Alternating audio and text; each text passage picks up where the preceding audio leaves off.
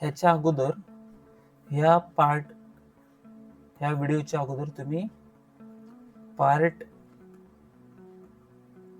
1 म्हणजेच भाग ह्या व्हिडिओच्या अगोदर तुम्ही जो पहिला बघितला कंपाऊंड इंटरेस्ट चक्रवाढ म्हणजे काय, त्याच्यामध्ये डिटेलमध्ये बेसिक म्हणजे चक्रवाढ वाढ म्हणजे काय टोटल एक बेस्ट एक्झाम्पल देऊन सांगितला होता.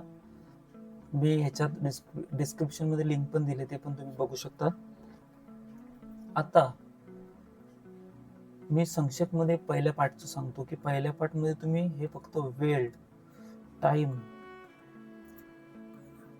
टाइम लक्षात ठेवा की जेवढा जास्त वेळ तुम्ही द्याल तसं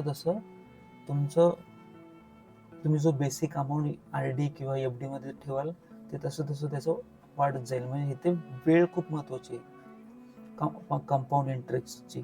आता ह्याच्यात आपण तुम्हाला एक बेस्ट एक्झाम्पल देणार आहे का कंपाऊंडिंग इंटरेस्टला एवढं व्हॅल्यू दिलं जातं. जगातले जेवढे श्रीमंत झाले ते ह्याच्याच मुळे झालेत आणि आपल्या माणसांना ही गोष्ट माहीत नसते. त्यामुळे गरीब राहतो आणि श्रीमंत बनत जातो. आपल्याला काय जास्त श्रीमंत बनायचं नाही. इथं असं मला सांगायचं आहे की आपल्याला काय जगातली सगळी संपत्ती आपल्याला कमवायची नाहीये. थोडेसे असे ठीकठाक अमाऊंट झालं ज्या कारणाने आपण आपल्या आवडीचं काम करू शकतो, असं तेवढे पैसे भेटले बस. आपल्याला काही जास्त अपेक्षा नाही, जास्त व्याजाची गरज पण नाही आपल्याला, थोडेसे भेटले बस. तर चक्रवाढ व्याज म्हणजे तुम्हाला कळलंच असेल याच्या अगोदर. परत एकदा सांगतो की व्याजावर व्याज जे मिळतं, समजा जसं आपण बघितलं तसं 5,000 ठेवले 1 वर्षासाठी 2 वर्षासाठी, त्याच्यावर जो इंटरेस्ट मिळतो ते परत ठेवले, त्याच्यावर इंटरेस्ट भेटला ते परत ठेवले, त्याला म्हणतात चक्रवाढ व्याज. आता इथं 2 पॉइंट आहेत. Magic of compounding. आता हे काय चमत्कार आहे का काही कंपाऊंडिंग? तर चमत्कार नाहीये. हे आपण जे पैसे ठेवतो बँकेत, RD, पोस्टामध्ये तर किंवा अजून कुठले फंड असतात, तर त्यामध्ये जे आपल्याला वेळेसाठी मिळणारे पैसे असतात. समजा आपण 1 वर्षासाठी 5,000 ठेवले तर त्याच्यावर इंटरेस्ट भेटला. आपण 2-3 वर्षासाठी ठेवले तर ते आपल्याला पैसे मिळतात. कंपाऊंडिंग इंटरेस्ट म्हणजे चमत्कार नाही. आपण जेवढे सहनशीलता ठेवून वेळेसाठी थांबू तेवढे आपल्याला त्याचे पैसे मिळतात. Compounding is it gambling or lottery? ही लुटमार किंवा जुगार आहे का? तर नाही. तुम्हाला एक्झाम्पल देऊन सांगतो. समजा तुम्ही 5,000 ठेवले पोस्टात, स्वतःच्या हिमतीचे 5,000 ठेवले पोस्टात. किती वर्षासाठी? 5 वर्षासाठी.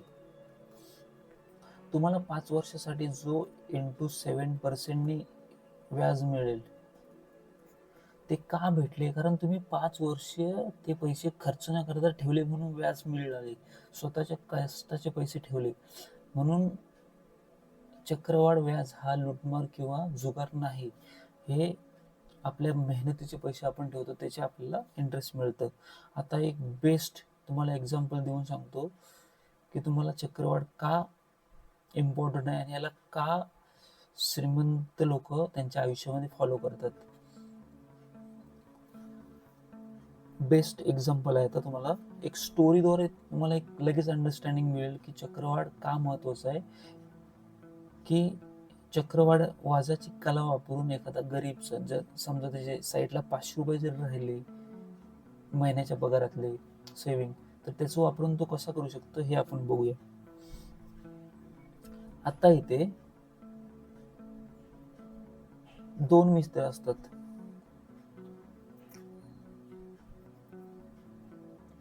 एक two friends and owner. Example बघूया आपण आता.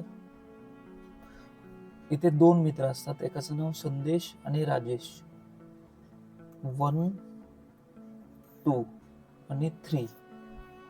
एक चांगल्या मोठ्या कंपनीचा मालक असतो आणि त्याचे एम्प्लॉई असतात. त्याचं नाव संदेश आणि राजेश.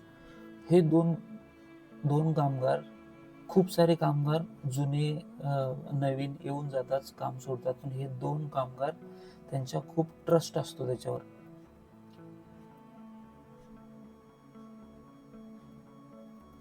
विश्वास. मालकाचा ह्या संदेश आणि राजेशवर खूप विश्वास असतो.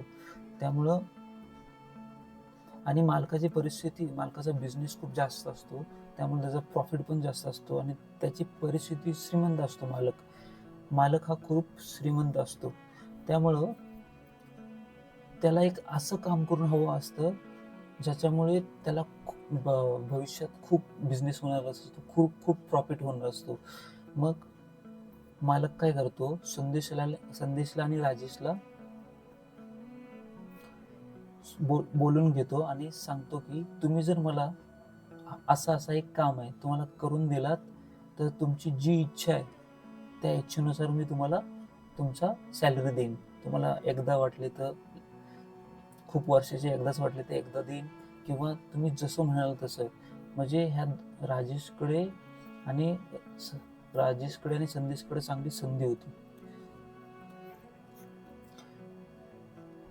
मालक काय म्हटला, तुम्ही जर हे मला काम 2 महिन्यात पूर्ण करून दिलात तर तुम्हाला जसा पगार हवा आहे तुमच्या इच्छेनुसार, तुमच्या अटीनुसार ती अट मी मान्य करायला तयार आहे. कारण ह्याने 10 वर्षापेक्षा जास्त या मालकासोबत काम केलं असतं, त्यामुळे मालकाला या दोघांवर विश्वास असतो. आता 2 महिने संदेश आणि राजेश खूप मन लावून त्याच्यावर काम करतात आणि तो काम पूर्ण होतो आणि मग त्यांचा मालक त्यांना बोलून घेतो. 2 महिन्यानंतर त्यांना बोलून घेतो, कारण त्यांनी काम पूर्ण केलं असतो आणि त्याचा मोठा प्रॉफिट मालकाला झालेला असतो. आता संदेश आणि राजेश, मालक काय म्हणतो, अरे पूर्ण केलं ना काम, चला तुम्हाला काय पाहिजे तो देतो मी. आता संदेश काय म्हणतो, मला 5 वर्षाचा पगार आहे, समजा 10,000 त्याला मंथली पगार आहे, तो 5 वर्षाचा 6 लाख झाला. तर संदेश काय म्हणतो, मला पगार 5 वर्षाचा एकदाच द्या, असं संदेश म्हणतो.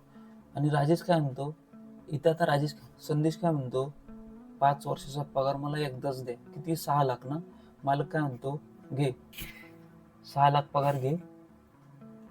मालक सेक्रेटरी जो असतो मालकाचा, तो लगेच त्याला 6 लाखाचं चेक देऊन टाकतो. मालक राजेशला विचारतो, तर राजेश म्हणतो, मला एकदम पण पगार नको, महिन्याचा जो तुम्ही पगार द्याल तो पण नको, मला फक्त दर महिन्याला 2-2 रुपये द्या, आणि 2 रुपये वर्षाला 24 रुपये होतात. इथे जरा इंटरेस्टिंग आहे. इथंच तुम्हाला कंपाऊंडिंगची पॉवर कळेल की कंपाऊंडिंग किती पॉवरफुल आहे. 2 रुपये महिन्याचे म्हणजे वर्षाचे 24 रुपये. आता 24 रुपये, राजेशची अट काय आहे, मला दरवर्षी जी टोटल अमाऊंट होईल 2-2 रुपये महिन्याला करून 24 रुपये दर वर्षाला होईल, तर त्याला आता त्या 24ला डबल करायची. दुसऱ्या वर्षी डबल, म्हणजे 24 इंटू जी अमाऊंट होईल त्याला डबल, तिसऱ्या वर्षी डबल, असं. मालक म्हटला, अरे देऊ ना, एवढं काही जास्त थोडी, 2-2 रुपयाचं द्यायचे ना, किती असं म्हणणार आहे. मालकाला कंपाऊंडिंग विषयी जास्त माहित नव्हतं, थोडंसंच माहिती होतं. एवढा इफेक्ट होईल कॅल्क्युलेशननी ते माहित नव्हतं. त्यामुळं राजेशला मालक बोलला, म्हणजेच राजेशला द्यायला तयार झाला. मालक बोलला सेक्रेटरीला की त्याला 2 रुपये दर महिन्याला द्या, आणि वर्षाला जर त्याचे 24 रुपये होत असेल तर 24नी इंटू 24 गुणिले जे होतील त्याला ती अमाऊंट देऊन टाका. म्हणजेच आता इथे लक्षात द्या,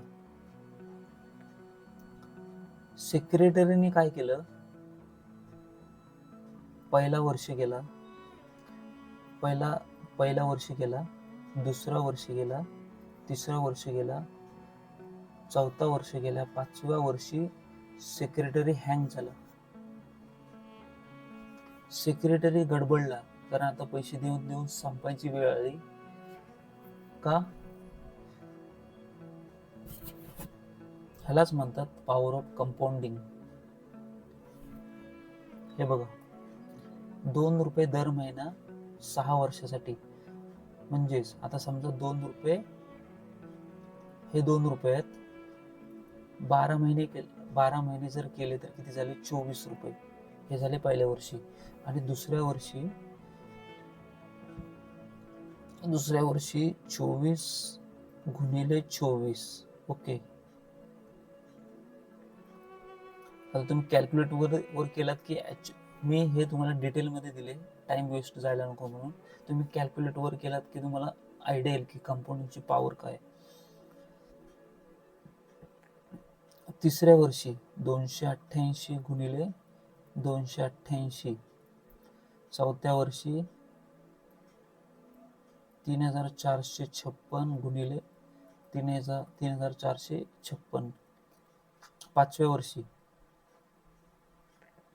41472 गुणिले 41472. किती झाले अमाऊंट पाचव्या वर्षी? पाचव्या वर्षी झाली 4,97,664. आणि सहाव्या वर्षी झाली 59,71,968. सेक्रेटरी का हँग होणार नाही मग? सेक्रेटरी जर आता तुमच्या लक्षात आलं असेल, ह्याला म्हणतात पॉवर ऑफ कंपाऊंडिंग. म्हणजे तुमचे 5,000 जर एफडीला आहेत, बँकेच्या एफडीला, तुम्हाला 7% दरवर्षी त्याला व्याज मिळतोय, इंटरेस्ट. तर तुम्ही समजा 30 वर्षासाठी त्याच्याकडे बघितलंच नाही तुम्ही, तर त्याची किती अमाऊंट व्हॅल्यू होते तुम्ही जेव्हा कॅल्क्युलेट स्वतः आपण जेव्हा किती जरी बघितलं ना तरी माणसाला विश्वास होत नाही. जेव्हा जेव्हा आपण गोष्टी करतो तेव्हा माणसाला बरोबर मेंटॉस खाल्ल्यासारखं होतं. तर अशी कंपाऊंडिंगची पॉवर आहे. म्हणजेच जर ह्याला इंटू केलं, आता ही कंपाऊंडिंगची पॉवर आहे. तर तुम्ही हे सोडून द्या, कंपाऊंडिंगचं डबलचं सोडून द्या. हे तुम्हाला मी सांगितलं की कंपाऊंडिंग होतोच.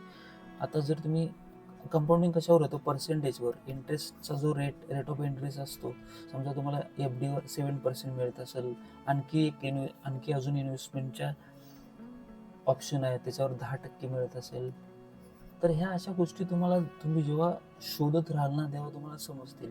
तर कंपाऊंडिंग हा खूप महत्वाचा आहे. एकदा संक्षेपमध्ये तुम्हाला सांगतो. तर अशी कंपाऊंडिंगची पॉवर आहे. एकदा आपण संक्षेपमध्ये बघूया. आपण काय बघितलंय? कंपाऊंडिंग हा कुठला चमत्कार नाही का, काय नाही. हा लुटमार नाही का, जुगार नाही. आपण जे मेहनतीने कमवलेले पैसे एफडी किंवा आरडी ठेवतो, त्याला हात न लावता तसेच ठेवतो आपण 5-10 वर्षासाठी, तर त्याचा आपला जो व्याज मिळतो त्याला म्हणतात चक्रवाढ व्याज, व्याजावर व्याज. मी तुम्हाला एक स्टोरी पण सांगितली आहे की 2 मित्राची स्टोरी. एक जण एकदाच मागतो 6 लाख, एकदाच मागतो, आणि एक म्हणतो मला 2 रुपये महिन्याला द्या, वर्षाला 24 रुपयांची वर्षाला अमाऊंट होईल. 24 त्याला डबल तेवढी अमाऊंट मला द्यायची. 24 गुणिले 24 किती झाले? हे तुम्हाला इकडे कॅल्क्युलेट डिटेलमध्ये दिले. तरी पण काय कळलं नसेल मला, बिंदास क्वेरीज का, जे काही क्वेरीज असतील ते कॉमेंटमध्ये मेन्शन करा, आपण डिस्कस करू. आता तुम्हाला कंपाऊंडिंग म्हणजे काय ते पण कळलं, त्याचा इफेक्ट कसा होता तो पण कळला. आता लास्ट, याच्या अगोदर 2 आपले झाले. कंपाऊंडिंग म्हणजे काय ते झालं. आता त्या कंपाऊंडिंगसाठी हे जे आपण म्हणतोय ॲक्च्युअलमध्ये 5,000 ठेवायचे, 100 ठेवायचे, 1,000 ठेवायचे, 10,000 ठेवायचे, 5,000 ठेवायचे, म्हणजे काही 100 ठेवायचे. त्याचं जे नियोजन आहे त्याला कसं स्टिक राहायचं, नियोजन प्लॅनिंग कसं करायचं, हे पार्ट 3 मध्ये आपण लवकरच बघू. मी अशाच इंटरेस्टिंग सगळ्या ज्या गोष्टी आपण कधी ऐकलेल्या नसतील, अशा इंटरेस्टिंग सगळ्या गोष्टी मी एक एक आता आपल्यासाठी घेऊन येईन. तर काही क्वेरीज असतील कॉमेंटमध्ये कळवा. थँक्यू.